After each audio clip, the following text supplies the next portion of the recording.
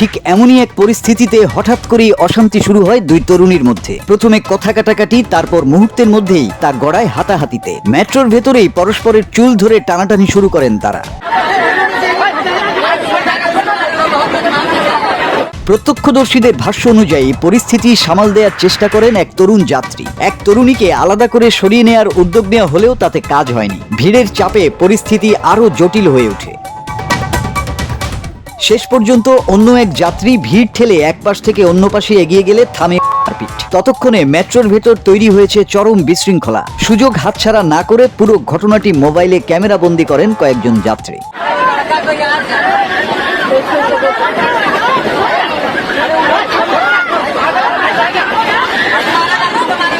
সামাজিক যোগাযোগ মাধ্যমে ছড়িয়ে পড়া ওই ভিডিও ঘিরে শুরু হয়েছে তীব্র প্রতিক্রিয়া। এক নেটিজেন মন্তব্য করেছেন, এত ভিড়ের মধ্যে মারপিট করার মানসিকতা কিভাবে আসে সেটাই বোঝা দায়।